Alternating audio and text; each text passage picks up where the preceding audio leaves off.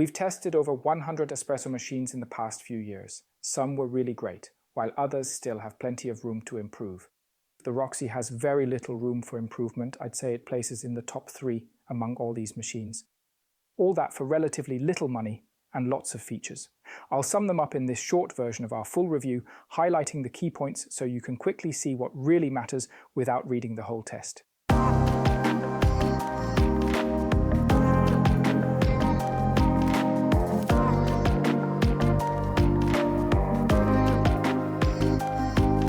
Elegant, compact, smart, and focused on one main job: making espresso and nothing else. Yes, you heard that right. It's an espresso machine, not a milk frother. Seriously, truly. It doesn't even have a steam wand. It's meant to do one thing well: make coffee. And it does.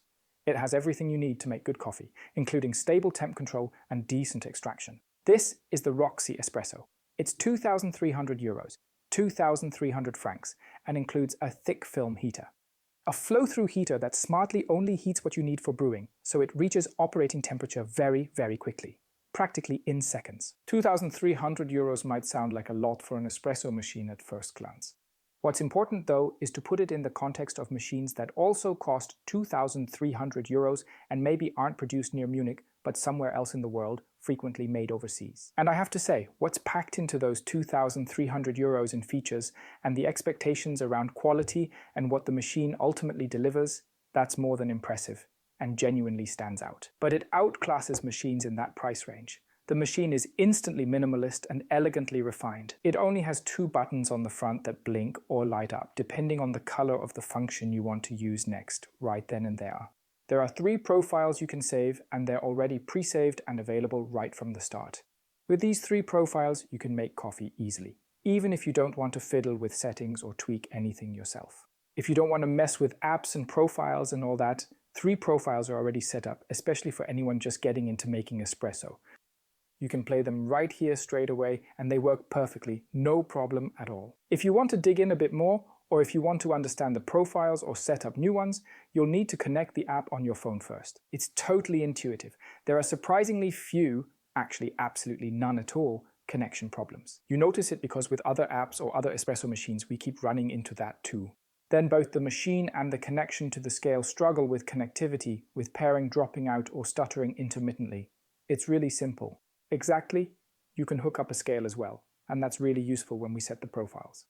So what's a profile then? Normally, almost every espresso machine on the market pulls at a fixed pressure of 8 to 9 bar. Profile means leaving the classic setup, saying we might use less pressure or vary it during the shot to explore different extraction results and flavor nuances. Aim for a steady, even flow as the main goal, and you can set that on the machine yourselves.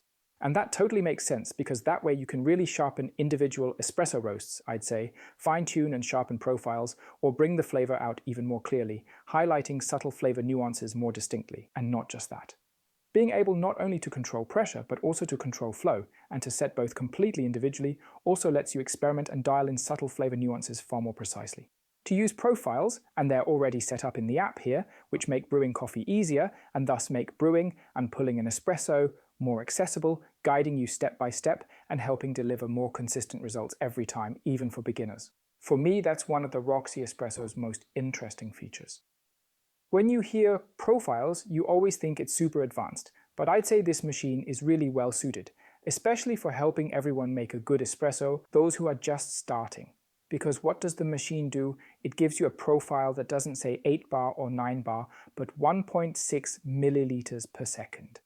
So once the grind's dialed in, the machine will still initially go to 8-9 bar. But if the puck wasn't prepped cleanly, like the coffee wasn't evenly distributed, or if later the coffee kind of falls apart in structure and then flows through faster, if we've got channeling or ground too coarsely, then the machine kind of goes, I'll just help you out.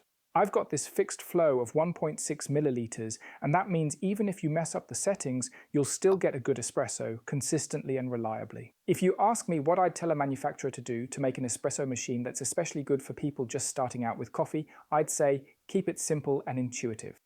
Roxy has integrated this feature right here. But if you want to build really complex profiles yourself, for example, run that initial phase manually and with very precise control and tweak every little parameter as you go along. If I reach a certain milliliter amount, pressure or quantity target and need to move into another phase, you can do that too.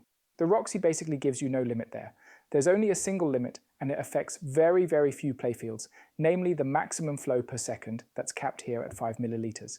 And there are few things or few moments, mainly edge cases, where you might actually run into that cap in practice, not during normal use. You'd want more.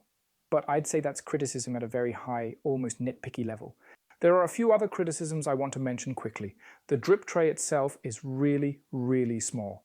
Warning, slip hazard. The drip tray itself isn't practical for draining because there's always water sitting on it, so it stays wet. So you pretty much have to do a quick wipe between every espresso, wipe it down. Even now there are a few drops on it again. The water tank itself is only about 0.9 liters, so it's pretty small, but I'd personally say that's more or less negligible. One of the machine's core strengths, besides making espresso, is its fast, energy-efficient warm-up that saves you time. The machine is hot in 2.5 minutes. That's absolutely brilliant. You simply can't get any faster than that anywhere, seriously. You can't get any faster than that, yeah, you'll just have to flush the portafilter one more time.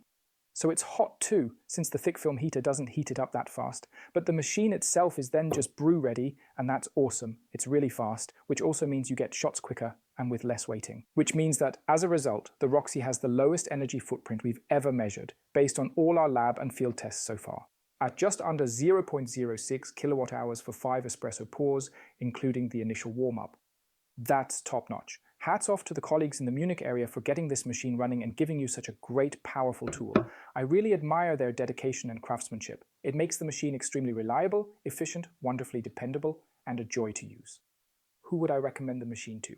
For me, it has almost no limits. Yes, it doesn't have a frothing function, but there are plenty of other easy ways nowadays to froth milk. It doesn't have to be built into the espresso machine, and by skipping the frothing, you can actually get the machine for the quoted price of €2,300. And that, I find it absolutely impressive. You can even make filter coffee with the machine.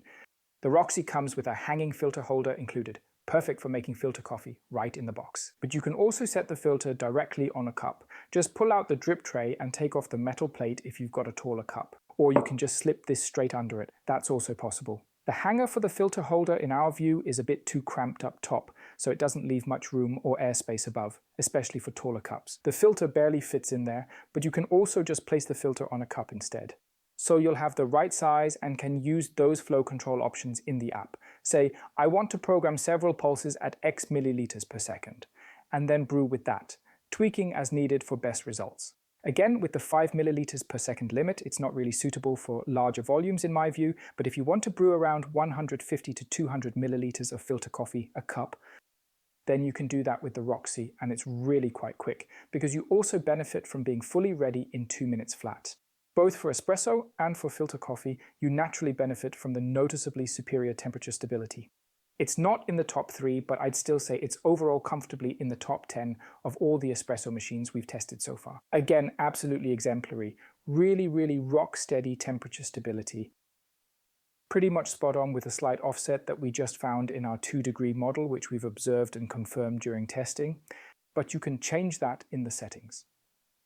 Then the machine is really like a straight line and gives you, and us, by the way, also over several shots in a row, the temperature precisely and very consistently that we set. A tamper comes with it, and there's a 58mm portafilter with 1 basket. You might want to upgrade that, but with the Roxy, you've got a great espresso machine. If you agree, please drop it in the comments below. And if you say, I still see problems, write those in the comments too. And everyone who owns the machine, you're warmly invited. Tell us how you use it day to day, whether you're happy with it, whether you're enjoying it, and whether you get your questions answered on Roxy's Discord server from the manufacturers, from the 2 guys from Munich which I mentioned. Please comment, it really expands and complements our review and gives other readers practical, helpful insights. Thanks for watching, take care, enjoy a really great espresso, bye and see you soon.